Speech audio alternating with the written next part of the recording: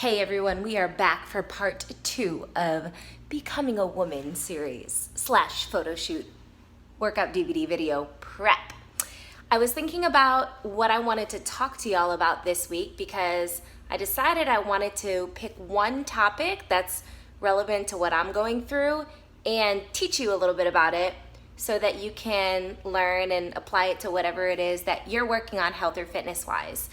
So as we talked about last week, I am what's called reverse dieting, which is gradually adding calories back into my diet so that it minimizes fat gain, but it improves health and kicks some things in. My Fitbit just told me that I met my step goal, which I was sitting still. Does your Fitbit ever do that? It says, congrats, you just made 250 steps this hour. But I'm like, no, I didn't. I'm sitting still. Fitbit doesn't know everything. Anyway, tangent started a minute in. What do you know? So this week what I wanted to talk about was the importance of carbohydrates in the diet. So I'm about to get on a soapbox, guys. You ready? All right. People, I'm guilty of this, go from one extreme to the other. What happened to balance? I should ask myself that. What happened to balance, Lindsay? I don't know. That's why I'm here in this mess. So let me give you an example. About, I would say a decade ago, people were real hardcore into low fat, right? Low fat everything. And now people are starting to catch on. Maybe that wasn't so good because the obesity rates are through the roof and people's health and really just their overall sense of well-being has crumbled. So then people started to say, oh, carbs are horrible. Let's completely cut out carbs and let's go keto and eat nothing but fat. So do you see the irony here? We go from no fat to all fat. Keto is like 80% fat. Approximately 80% of your diet comes from fat. So you're basically just eating like lots of oil all day. As I mentioned before, I am not anti-keto. I break into periods of ketosis. I think keto can be an amazing tool in the toolbox. For some people, it might be the best solution for them considering their circumstances, but not for all the people that are doing it. There are so many people that are doing it, and here's what I really want to get across to you guys.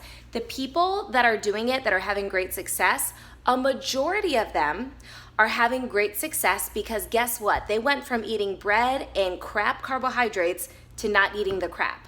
So of course you're gonna do great when you go from eating, burger buns and pasta and all of that processed bull crap to not eating it. Of course you're gonna see amazing results, and they're attributing it to the fact that they're eating nothing but fat. But really, this is my question. Would those people be even better off including some good carbohydrates in their diet? I think yes. And here's why. So I actually have a little, let me see. I don't know if I can do this. I think I'm gonna have to go like this. Oh, and it's gonna be backwards. Dang it. I didn't plan this well. I'll plan it better next time. Let me see if this is a rotate thing. It may or may not be. Doesn't let me rotate it. That's stupid. Oh well, we're gonna roll with it, guys, because we're here and time is of the essence. So I'm gonna just use this, I guess, for my own notes. You can read backwards, right? So it says carbs for health and fat loss. Fat loss, carbs for fat loss. Yes, carbs for fat loss. Okay, so I'm just gonna refer to my cheat sheet over there and I'll verbalize it to y'all. So I mentioned we went from no fat to all fat. Kind of like, you know what I was thinking? Think about politics. Now, I'm not a super political person, but you know how they say that, okay, so like a Republican's in office and then everyone hates the Republican and hates that person. So then the next year goes Democrat and then it goes back to Republican. So it's kind of like people go from one extreme to the other in politics. And I kind of feel like this is what we're seeing here with this keto and all fat craze. So here's the thing. I consider carbs to be good or bad, and then there's some in the middle. So I have a spectrum of carbohydrates. So we have, I would put some of the healthiest carbs at the top would be things like sweet potatoes, squashes, fruits and vegetables, even quinoa. those are gonna be my approved carbohydrates. The things you wanna stay away from, obviously anything processed like candy and stuff like that. But people a lot of times think whole wheat bread is good. It's really not. All the crap that they fill it with, and the wheat in the grain today is not the same as the grain that our ancestors ate once upon a time. It's just been genetically modified, and also it gets ground up so much when they put it in bread that it spikes your blood sugar more than a piece of candy, even when it says whole wheat. Now, there are exceptions to that. If you get a whole grain, or not whole grain, if you get a sprouted grain bread, sprouted grain is the word I was going for, like Ezekiel bread, and you're not going to find that in the pantry aisle. You're going to find that in with the refrigerated or usually the frozen stuff.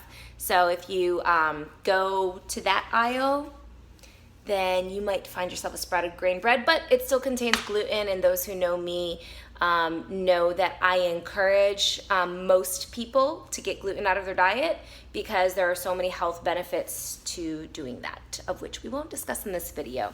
So here's the other thing. Most of your carbohydrates are loaded with micronutrients. Micronutrients are vitamins and minerals. So if you go keto, you are going, or if you don't eat enough carbs, specifically fruits and vegetables and sweet potatoes, even quinoa has some good nutrition in it, you're gonna miss out on a lot of the micronutrients. And think about it like this: if you want your body to function optimally, you have to make sure that you're getting a variety of the vitamins in your diet. You know, if you think about it, like, let's say you ate the same thing every day, which I used to do, then you wouldn't be getting the variety of micronutrients you need. So food for thought there. Okay, this one is big. A lot of people don't realize this. So you have a hormone called leptin, and a lot of people refer to leptin as your master fat burner. Basically, leptin helps with your metabolism and helps you to burn body fat. It has some effects on, I always mess up this word, satiety. It's just a weird word. Like, it sounds like a stupid word, satiety. But anyway, leptin. So you want your leptin levels to be high. And when you don't eat carbohydrates, guess what happens? Your leptin levels drop and they plummet. So really, one of the best things you can do for fat burning is keeping your hormones in balance. If you think about it, you know some people that can eat whatever the heck they want and they never gain a pound. Don't you hate those people? I swear I'm not one of them. I promise I'm not. And then you have the people that look at pizza and they get fat, or that look at the donut and then they gain weight. And why is that? Well, it's because we have a different hormonal and chemical makeup, and one person is chemically different than the next. And it has to do with stress, lifestyle, obviously activity level. But at the core, it's the chemical and hormonal differences that create a different energy level, a different physical appearance, so on and so forth. So going back to my initial thought, is that you need your hormones to be in balance. When you eliminate carbs from the diet, it can have negative impacts on hormones, especially leptin, and also your thyroid hormones. I was reading about this, about how your thyroid and carbohydrates, they kind of work synergistically together. And so you want to make sure to optimize the health of your body, that most people that you're getting carbs. Obviously, if your doctor says otherwise, make sure you trust your doctor and then roll with it. I forget who I was giving this analogy to the other day. I was giving maybe I gave it to you guys on last week's live video about how, I think I was telling my Facebook Live people for my Charge Up Challenge. Yeah, I was. So if you don't trust your doctor, find a different doctor. It's almost like I was thinking about the example where my mom and I were talking about giving money to the church, and she's like, yeah, I don't want to give money to the church we go to, not the church, she lives in a different state than me. I love Hope City. So anyway, she goes, I don't feel comfortable giving money to the church we go to. I'm like, well, then why are you going to the church? Like, that's stupid. If you're not comfortable giving money there, then you shouldn't be going to that church. Find a different church that you trust. Same with your doctor. If you're not comfortable with the advice your doctor is giving you, find a different doctor. Get a second opinion. Find a doctor that can address nutritional changes with you. And that can help you to heal with nutrition and with lifestyle first. And then if you need to take a certain medication, so be it. But I hope that you've tried to look at the nutrition and the lifestyle changes first, because oftentimes, if not almost all the time, it can be fixed with nutrition and lifestyle.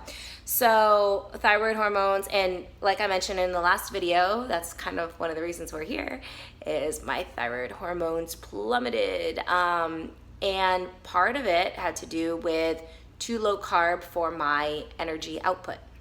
And then, by the way, when I did keto and when I actually gave it a full-fledged out effort, I don't know if full-fledged is, I think that's a saying. It might be. We're gonna run with it. But my thyroid hormones tanked after keto. They got better. And then after I prepped for my last photo shoot and went too hard, then they tanked again. So yeah, this is my life. If I could just balance in moderation, like I mentioned the first time.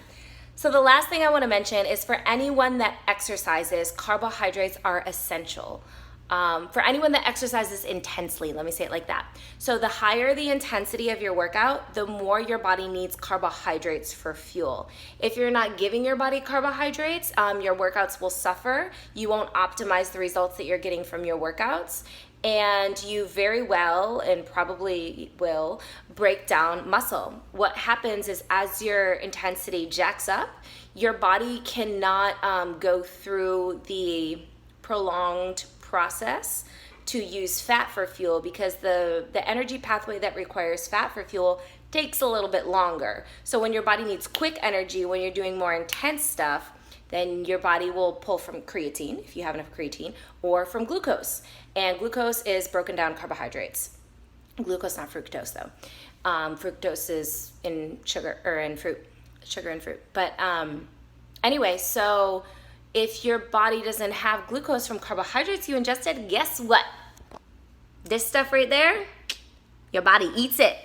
And it says, ooh, energy. Let me use that for energy. And your muscles break down gluconeogenesis. Your muscles, amino acids, get converted into glucose for energy for the body. So if you are weightlifting and doing ketosis, if you're weightlifting intensely, probably not the best. Now, some people do it and make it work, but I would say the majority of people would be much better off if they had some carbohydrates in their diet. Yes, carbs make the world go round. Kind of, not really. That's not true. But I wanted to point out a few examples of carbohydrates that you might incorporate in your diet, because I am paleo. I love the paleo way of living, and I will do it until the day that I die. Actually, I was thinking right before I die, like as I'm on my deathbed, I'll probably ask for like a hot fudge sundae and some pizza right before I go out. I think that would be like something to look forward to, because, or maybe some cereal. Oh, maybe some Oreos, because I haven't eaten like anything like that. Any Oreos, any pizza, any ice cream, anything like that. Cereal, I mentioned that already. I guess I really miss my cereal. And it's going on 7 years. Now, don't get me wrong. Do I eat desserts? Yes, and they are absolutely delicious. I make them myself. I eat ice cream because I make it out of frozen bananas and egg whites. Everything I used to eat and love, except Oreos. I haven't replaced Oreos or marshmallows yet. I'll find a way. But I found alternatives, healthy ways to make everything, paleo ways, and it tastes delicious. And I really don't miss it that much. But, you know, it's a nice comforting thought. As I'm on my deathbed, I'll probably have some Oreos and yeah, all that good stuff. Back to the carbs that I'm recommending. Bananas, potatoes, squash, plantains, and then of course eat your veggies, especially the green ones. And then notable mentions for fibrous carbs would be apples and berries, but your veggies are gonna have your most fibrous, I didn't say that right. Your veggies are gonna be highest in fiber. So on that note, my brain is thinking other thoughts right now. That's why I'm getting a little tongue-tied, because I'm like, oh my gosh, what time is it? I have to hop on for my Charge Up Challengers. It is 6:09, and that video starts at 6:15. And then I have a client after that. So guys, if you have questions or if you have comments on what topics you want to hear about, please comment here. If you, below in the comment section, obviously, duh. And then in the description, I'll put a link to my Charge Up Challenge program. So if you are trying to work on something health or fitness wise, then you can join in. We are launching our next group mid-April, because if you do it mid-April, if you start on April 15th, then you'll finish in time for 4th of July. You see what I did there? Because I know people are concerned about being presentable for 4th of July pool parties. So, and honestly, you're presentable as you are. But if you would like to take things up a notch, then join me and us for this next go round of the Charge Up Challenge. You can join anytime, but yeah, join by April 15th. Bye, adios amigos.